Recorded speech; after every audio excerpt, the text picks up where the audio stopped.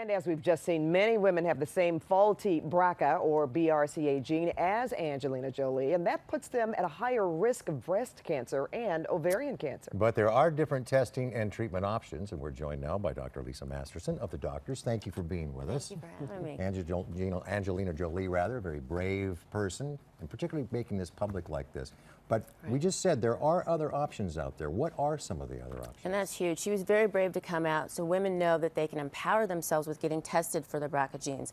But they need to know what their options are going to be afterwards. They don't necessarily have to go to a bilateral prophylactic mastectomy. They can be watched with heightened surveillance, maybe 2 exams a year for their clinical breast exam and making sure they do their breast self-awareness as well as their breast self-exams. They can get more frequent mammograms. And now we have digital mammograms, which really are much better for detecting breast cancer. And they can also do chemo prevention. Tamoxifen, we know actually in certain, especially BRCA2, can actually decrease the risk of breast cancer by 60%.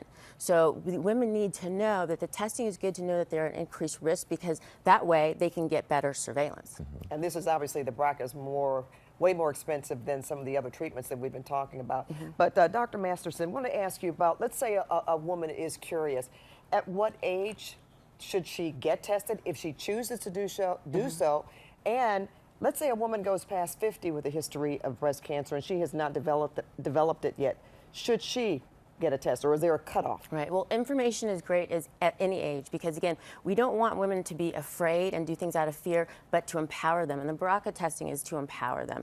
So any age, you need to talk to your doctor about your family history because that's where it starts. As gynecologists, we have guidelines that tell us who should be offered BRCA testing. If you have a 20 to 25% risk, we put you in one category. If you have a 5 to 10% risk factors from your family and things, another category. And then we decide who to offer the testing to. And then again, you need to know what you're going to do if you get tested. My mother passed away from breast cancer, but I'm a person who's not going to do a bilateral prophylactic mastectomy. I'd rather watch with mammograms, heightened surveillance, maybe the chemo prevention. So it's a choice, and it needs to be individualized for every woman. Because breast cancer has actually been decreasing because of mammographies getting better and chemo prevention, the follow-up.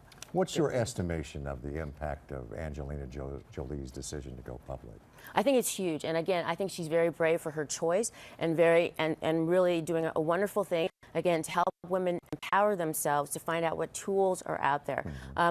My biggest fear as a physician is that women will want to get tested without really needing to be tested, and then run out and do things that they may not be happy with later on. Because if you do a mastectomy, you have to worry about your self-image afterwards. Then you should also actually do an oophorectomy, removing the ovaries. Then you go into early menopause. You can't use estrogen. Your quality of life is really going to change, and women need to know that. And also, if the testing is negative, that still doesn't mean you aren't at risk for breast cancer.